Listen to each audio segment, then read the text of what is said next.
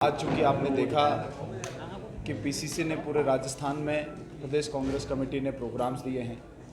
ये पीसी 31 तारीख को होनी थी, लेकिन 31 को भरतपुर का संभागीय कार्यक्रम था, इस वजह से इसको लेट रखा गया और वो आज उस दिन के जो संभागीय कार्यक्रम थे उनकी पीसी को लेट रखा गया। आज 3 तारीख को हम लोग कर रहे हैं। आप सभी मीडिया के साथियों के माध्यम से प्रदेश के, देश के और विशेषकर धौलपुर के हमारे लोगों को, आमजन को हम दिखाना चाहते हैं कि किस प्रकार से एक चुने हुए जनप्रतिनिधि के ऊपर श्री राहुल गांधी जी, जिन्होंने देश की एकता और अखंडता के लिए 4000 किलोमीटर की यात्रा करी, भारत को जोड़ने की बात कही, नफरत को ख़त्म करने की बात कही, और अभी सदन में जैसे ही उन्होंने मोदी जी और अदानी जी के रिश्तों को उजागर करना शुरू किया, 2019 में उनके ऊपर किया गया केस था और उस केस में जिसने केस किया उसी व्यक्ति ने स्टे ले रखा था खुद ने उस केस की सुनवाई पर, वो भी गुजरात की कोर्ट में ही था। जैसे ही इन्होंने अदानी जी को लेकर मोदी जी और अदानी जी के रिश्ते उजागर किए, वो खुद व्यक्ति हाईकोर्ट जाकर अपने केस का स्टे खुद विथड्रॉ करता है और फिर अगली ही सुनवाई में राहुल जी को 2 साल की सजा हो जाती है। सजा होते ही राहुल जी की मेंबरशिप, उनको समय ये भी नहीं दिया जाता कि वो हायर कोर्ट में, ये तो सेशन कोर्ट की कार्रवाई थी, हायर कोर्ट में उसको चैलेंज करें। चैलेंज करने से पहले उनकी सदस्यता रद्द कर दी जाती है। सदस्यता रद्द करते ही उनको बंगला खाली करने का नोटिस दिया जाता है। कहीं ना कहीं तानाशाही जो है देश के अंदर, लोकतंत्र को कुचलने की प्लानिंग और तानाशाही आज देश में चरम पर है और कांग्रेस पार्टी को विश्वास है कि मीडिया के माध्यम से देश के लोगों को हम ये बात बताएंगे तो सही मायने में देश के लोग ही सही न्याय कर पाएंगे। इस लड़ाई को लड़ेंगे। राहुल गांधी जी ने कहा है कि न डराऊं न डरूंगा, लड़ता रहूंगा, चाहे मुझे सदन से निकाल दें, मुझे घर से निकाल दें, लेकिन मैं सवाल पूछना बंद नहीं करूंगा। तो हमारे लीडर निडर है और वो निरंतर सवाल करते रहेंगे और जब तक ये जवाब नहीं देंगे सवाल करते रहेंगे, क्योंकि मामला किसी एक व्यक्ति का नहीं है, किसी एक संस्था का नहीं है, देश के आम नागरिकों के पैसे का है। देश के आम नागरिकों का LIC में जो पैसों का इन्वेस्टमेंट और अनेकों संस्थाओं में जो इन्वेस्टमेंट है, उन संस्थाओं से कैसे अदानी के शेयर्स के अंदर इन्वेस्टमेंट हुआ, किस प्रकार से अदानी जी ने बड़ा उनके ऊपर रिपोर्ट आई, उस रिपोर्ट के बाद में उनके लाखों करोड़ के शेयर्स की कीमत टूटी, तो सीधा नुकसान तो देश की जनता को हुआ ना, आम आदमी का पैसा गया है। तो कहीं ना कहीं आम आदमी को ठगी से बचाने के लिए 8 साल पहले जब मोदी जी राज में आए थे तो यही अदानी जी दुनिया में 607वें नंबर के रईस आदमी थे।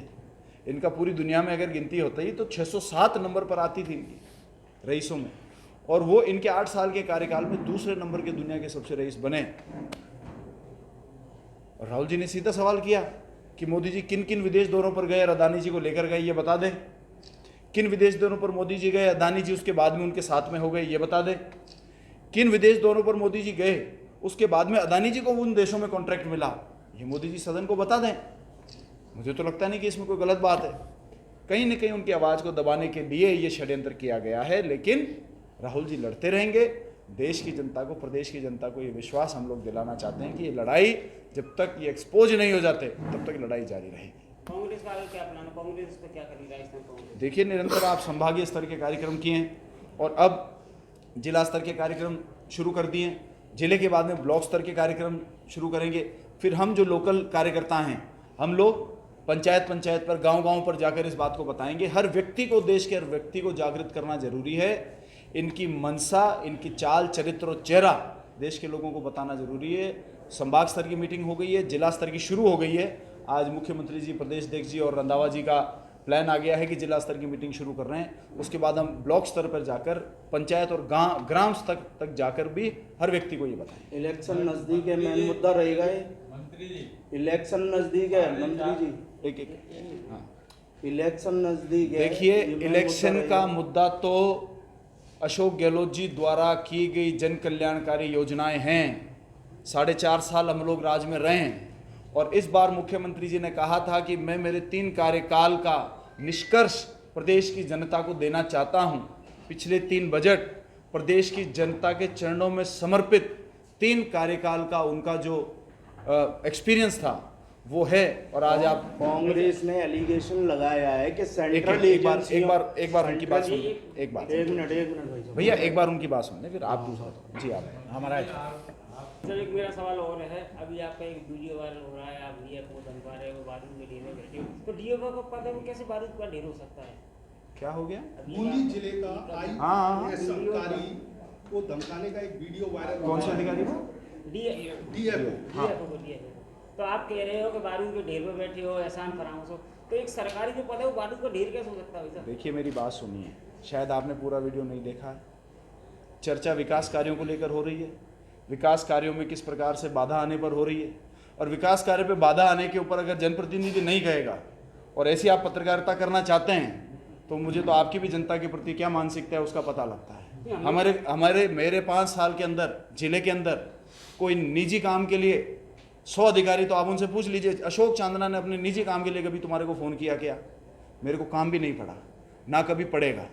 और जनता के मुद्दों के लिए देखिए 2 पर्सपेक्टिव हैं। एक पर्सपेक्टिव है कि क्यों अक्सर नेताओं और अधिकारियों के बीच में विवाद हो जाता है, इसके 2 पर्सपेक्टिव हैं। अधिकारी हर चीज़ को कानून के हिसाब से देखते हैं, नेता जनता की नज़र और दर्द और सुख दुख की नज़र से देखता है। तो कहीं ना कहीं कानून में हर गलत काम को रोकने का प्रावधान है और हर सही काम को कराने का प्रावधान है। आप उससे क्या कानून को इंटरप्रेट करते हो वो इम्पोर्टेंट है। देखिए हम भी वो चीज पहुंचाना चाह रहे हैं भाई, जनता में तो केवल जितना वायरल हो रहा है उतना ही पता ना, बूंदी में हम तो नहीं थे, कोई तो दिक्कत नहीं है। बाकी मैं लोग आपको क्या कह रहा चीज़ हूँ वो लेना चाहते हैं। कह रहा हूँ कि जैसे अक्सर अनेकों बार अच्छा काम करते हुए भी किसी से गलती हो जाती है। यदि कोई अच्छा अधिकारी होता है तो हम उनकी मदद करने की कोशिश करते हैं, आगे से हम नहीं करेंगे। गाड़ी चलते चलते किसी की गाड़ी भी तोड़ जाती है, तो अगर किसी ने अनजान में कोई गलती हुई है तो उसमें कानून के नरम प्रावधान है, और कोई जानबूझ के किसी की गाड़ी ठोकेगा उसके सख्त प्रावधान है। तो लेकिन गाड़ी ठोकने की भी अलग अलग प्रावधान है ना। तो अगर कोई आदमी अच्छा काम करता है लेकिन कभी काम करते करते उनसे एक अनजाने में भूल हो जाए तो सब लोग मिलके उनकी मदद करते हैं कि यार अच्छा ऑफिसर है, अच्छा काम कर रहा है, अच्छा नेता अच्छा काम कर रहा है, ये एक में इनकी मदद करो, कोई बात नहीं यार, ठीक है। लेकिन अगर इंटेंशनली कानून की पर्दे आड़ में कुछ आएगा, उससे काम रोके जाएंगे, तो फिर ठीक है, जिस दिन ऐसा मौका आएगा उस दिन कोई सहानुभूति की कोई आशा ना रखे।